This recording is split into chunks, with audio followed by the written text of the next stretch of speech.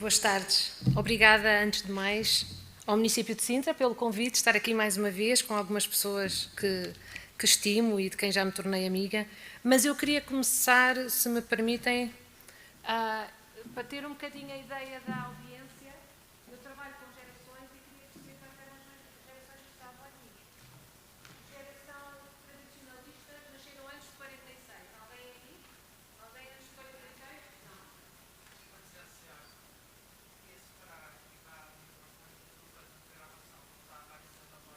Aí para ali. Muito bem. Pronto, já me portei mal. Então, como eu dizia, tradicionalistas não há aqui. Não? Baby boomers nasceram entre 46 e 64. Baby boomers? Temos alguns baby boomers. Muito bem, são alguns. Geração X. Nasceram entre 65 e 1980. Sobrevivemos aos anos 80. Não, somos muitos. E depois temos os millennials, que nasceram entre 80 e 95. Temos millennials, temos professores millennials, alguns. Temos geração Z aqui ou não? Geração Z nasceram entre 95 e 2010. Temos aqui uma geração Z, temos aqui algumas representantes de geração Z. E alfa, que nasceram entre 2010 e 2012 e hão de nascer até 2025. Não há aqui. Mas quem é aqui pai ou professor de geração Z ou geração alfa? Pai ou professor? A maior parte de nós, não é? Bom, é muito interessante trabalhar e entender os perfis das gerações, porque partimos do princípio que não existe gap geracional. Existe talento geracional em cada geração. Geração é um conjunto de indivíduos que têm, geralmente, não quer dizer que todos se encaixem, mas que têm geralmente um padrão de comportamentos e, enquanto pais, educadores, professores, líderes da comunidade e da sociedade, nós temos que entender, neste caso específico, quem é a geração Z e quem é a geração alfa, porque provavelmente, não sei se serão aqui educadores de infância ou alguns miúdos que entretanto estarão no primeiro ciclo e que já não são geração Z, geração alfa. Eu queria-vos perguntar, agora queria-vos ouvir um bocadinho, hoje quero-vos ouvir, aliás, vamos nos ouvir uns aos outros, e eu queria saber o que é que vocês acham que faz os miúdos quererem ir para a escola. Digam-me, deem-me algum feedback, por favor. Na vossa opinião, são todos professores? A maior parte? Ok. Mas podemos ter uma opinião sobre o que é que faz os miúdos quererem ir para a escola hoje. O que é que vocês acham? Os colegas? Os colegas deles, muito bem. Querem aprender. Querem uma profissão, querem ter uma visão de futuro, não é? Num planeta aparentemente tão incerto. Mais alguém? Só mais uma. Querem brincar. Excelente. O senhor professor já falou na raiz da palavra escola, não é? Tem a ver com o ócio. Aqui os resultados de um estudo que eu realizei no final de 2019 e alguns desses resultados, alguns apenas foram aqui plasmados neste livro, Geração Z, Entender e Inspirar o Seu Futuro.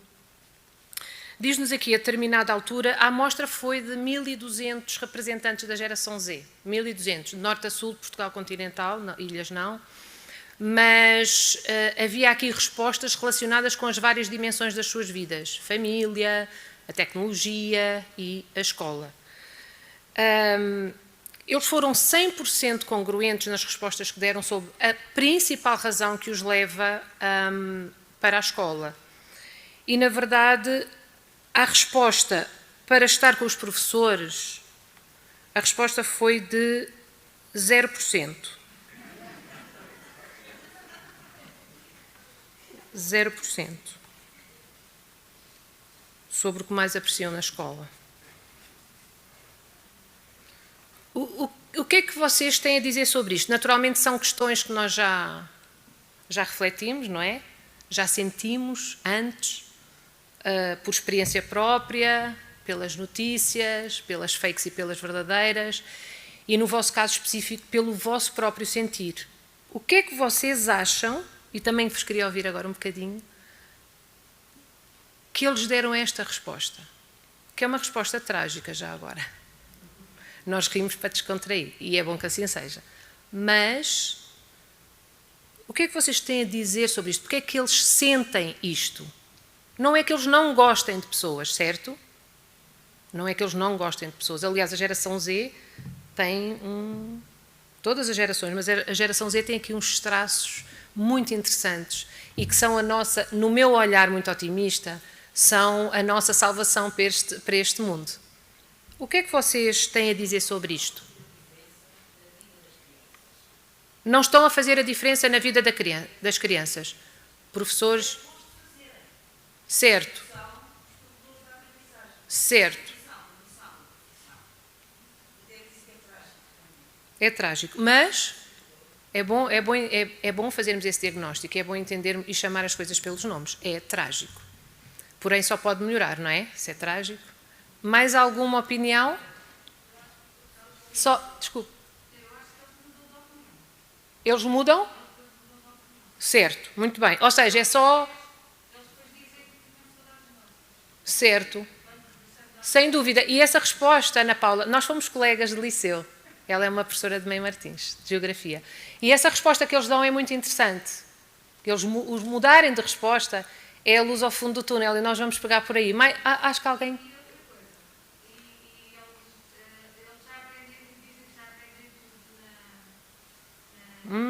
Será?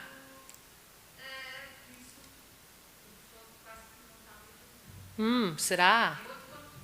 É o que eles dizem. Mas alguém queria...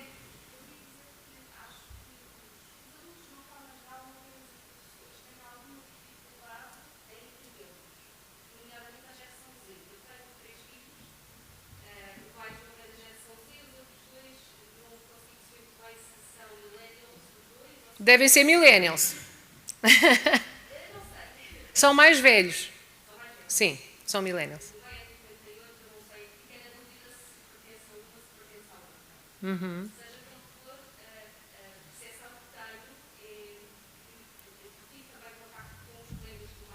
Uhum.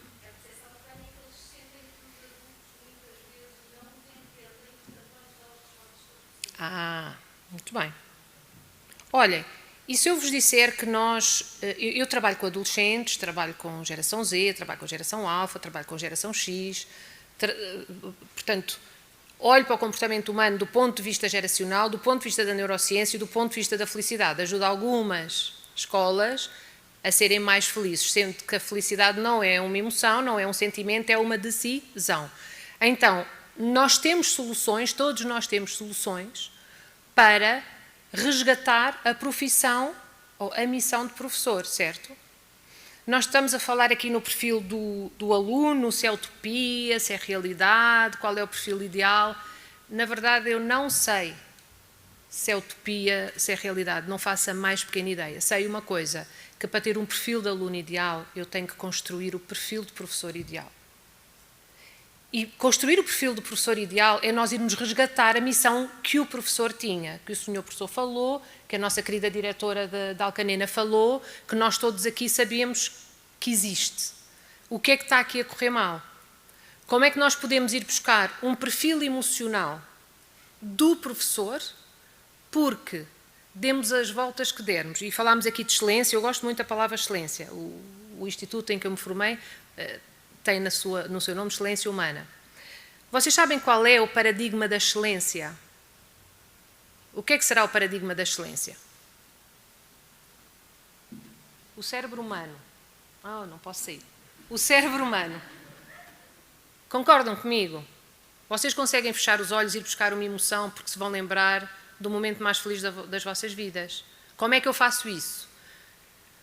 O meu espanto neste momento é ver tanta preocupação sobre a tecnologia, que é muito importante, eu adoro tecnologia, sobre o computador no sentido lato, né, que representa todos os ecrãs, e na verdade nós estarmos de vez em quando a esquecer do biocomputador mais avançado do universo. E isso permite-me resolver todas as questões que eu tenho na minha vida pessoal, que eu tenho na minha vida profissional e que eu tenho no exercício da liderança em casa enquanto mãe, no meu caso pessoal, e vocês provavelmente enquanto pais, enquanto professores, enquanto líderes. O vosso papel é obviamente inspirar, não é ficarem preocupados com todos aqueles processos de que a senhora diretora falava e que trouxe os professores descrentes. Concordam comigo ou não? Olá, boa tarde. Nós não podemos estar à espera de um perfil ideal do aluno se nós não nos preocuparmos em construir ou reconstruir o perfil ideal do professor. E esse perfil ideal, no meu ponto de vista, que trabalho com os 95% do nosso sistema integrado ser humano, de que dependem os nossos resultados todos, bons e menos bons, os 95% que é o nosso lado irracional, / inconsciente, / emocional, não faz sentido eu construir um perfil de aluno, construir um perfil de diretor de agrupamento, um perfil de professor, sem me preocupar com o lado mais importante que não tem sido trabalhado. Começamos agora a despertar para o lado emocional, mas o meu lado emocional são 95% dos resultados que eu gero. E o professor de excelência tem que perceber, entre outras coisas, quem é a geração Z, quem é a geração alfa. Na verdade, segundo os estudos, há muito poucos estudos, porque eles ainda são muito pequeninos, mas aquilo que se prevê é que os traços menos interessantes ou mais preocupantes da geração Z vão se expandir na geração alfa, sobretudo pela sua relação menos saudável com os ecrãs. Agora, como é que eu lido com estas gerações que são pós-lógicos, pós-lineares e pós-letrados? Como é que eu os inspiro? Como é que eu crio um ambiente em que lhes mostro que eles podem ser mais criativos e mais críticos, utilizando as suas duas ferramentas essenciais deste momento da história da humanidade, a tecnologia e o biocomputador? Como é que eu faço isso? Como é que eu consigo envolvê-los? Como é que eu consigo ter uma linguagem atraente para eles? E isso remete-me para o exemplo dos videogames, dos jogos de computador, que nós nos queixamos tanto que tornam crianças, adolescentes e adultos em seres hipnotizados. Na verdade, não sei se vocês sabem, mas há um investimento de milhões e milhões e milhões de dólares para contratar web designers e programadores e neurobiólogos e neurocientistas, os melhores que o dinheiro pode pagar, para criar jogos que oferecem uma recompensa imediata e intensa ao jogador. Esse jogador é de qualquer idade. Vocês concordam comigo que os jogos tornam os jogadores compulsivos? Alguns adultos também, não é? Mas a nossa preocupação neste momento são as crianças e os adolescentes, e esta geração Z tem esse grande potencial de depressão e de ansiedade crónicas, justamente por causa desses jogos. Mas esses jogos dão-nos uma informação muito importante sobre o segredo de colocar alguém num ambiente altamente estimulante, a divertir-se muito e a ter sucesso. O que os jogos de vídeo fazem, ou jogos de computador, ou jogos de telemóvel, é fazer o jogador divertir-se num ambiente altamente estimulante e a ter sucesso. Então, se nós formos desmontar um bocadinho qual é o segredo dos videogames, nós vamos pensar assim: eles são, o jogador diverte-se, eles são uma experiência divertida.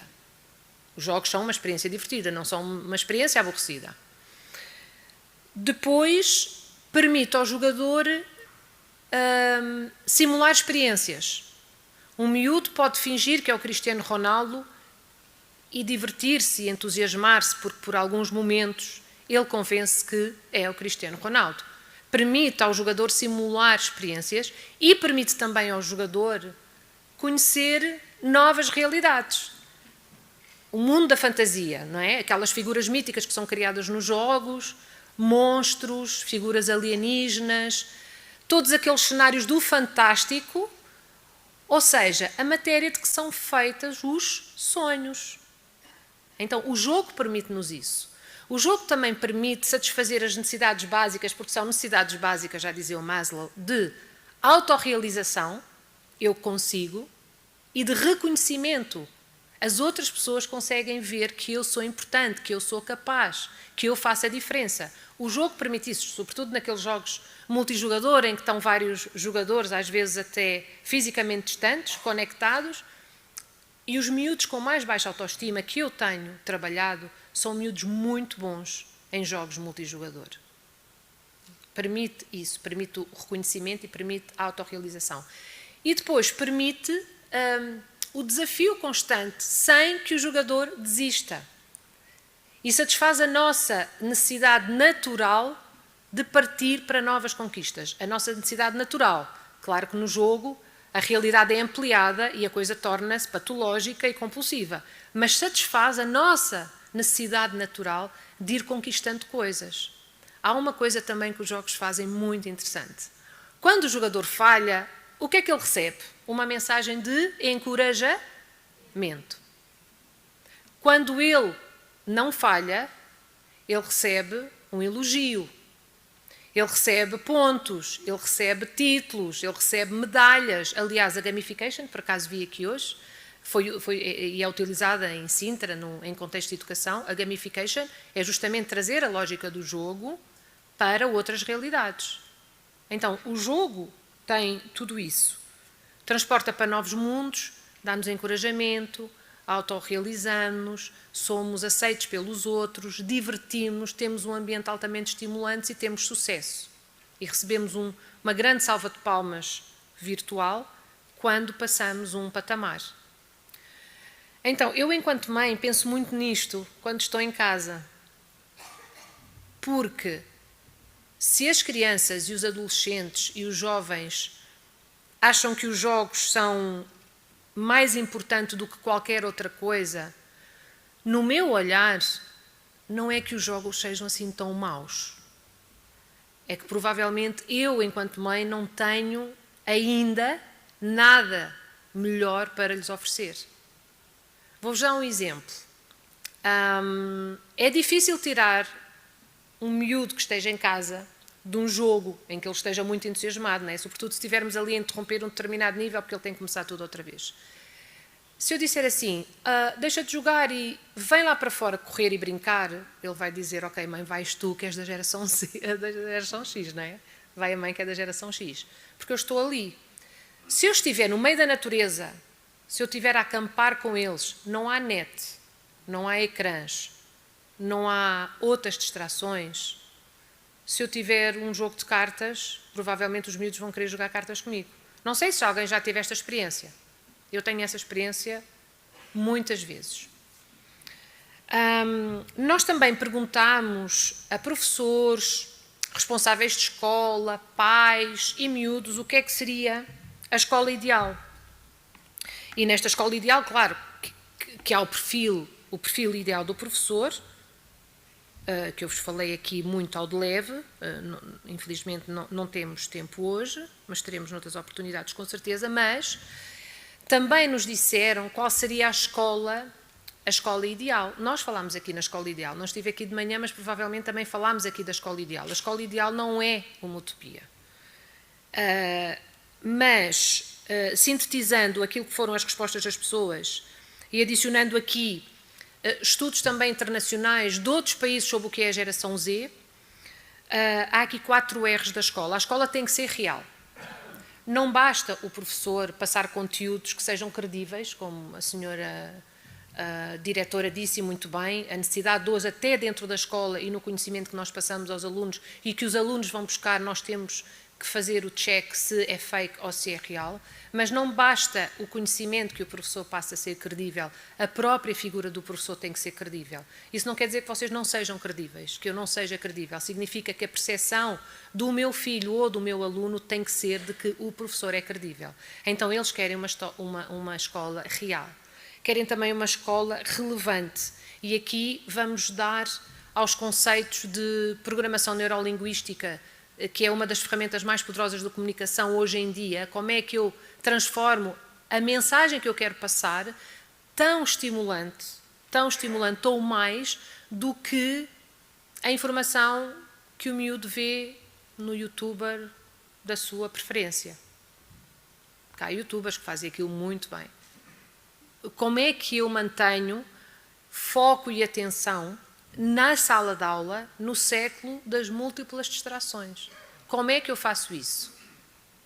É assim, conhecendo o nosso cérebro, que tem cerca de 200 mil anos, e esse não mudou, ainda não mudou, portanto, continua a ter exatamente os mesmos recursos. E essa é a boa notícia que eu tinha aqui para partilhar convosco, é que está tudo em grande mudança, mas o cérebro humano tem 200 mil anos e não mudou. Ele é neuroplástico, é muito flexível, muda todos os dias e, portanto, nós estamos aqui a trabalhar com uma informação muito, muito, muito segura. Os recursos que a minha avó tinha aqui dentro são os mesmos que eu tenho. E isso é muito interessante. Porque é que nós não usamos mais isso? E, portanto, aí a escola também tem que ser relevante. O terceiro R é que a escola tem que ser responsiva.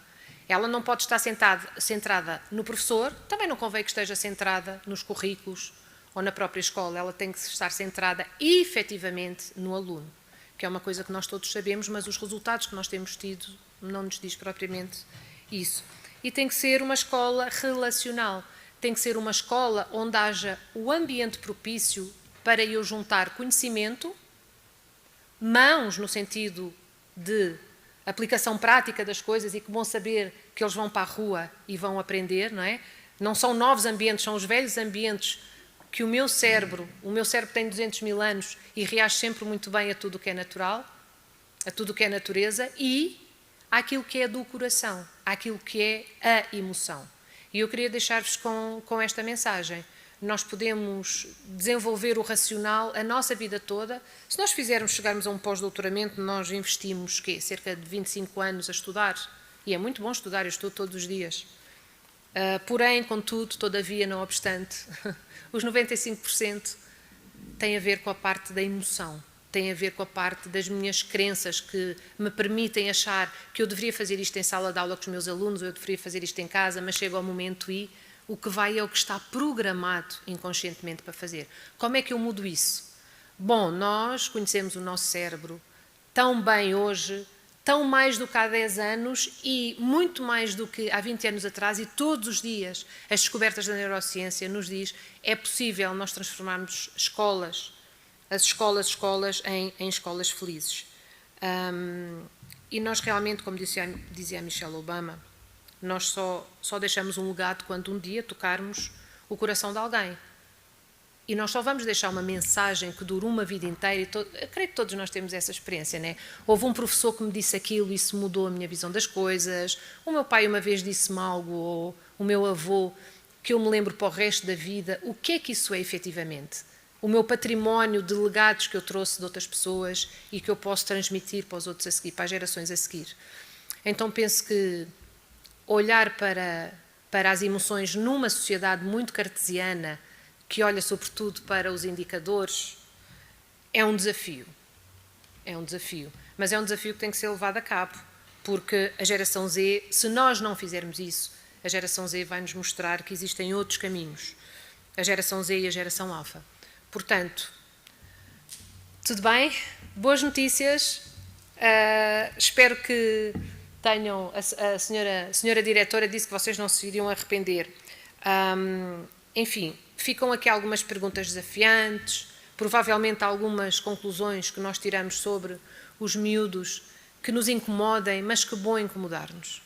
E era bom que vocês saíssem daqui um bocadinho mais incomodados do que quando vieram. Isso é muito bom sinal. Muito obrigada, até breve.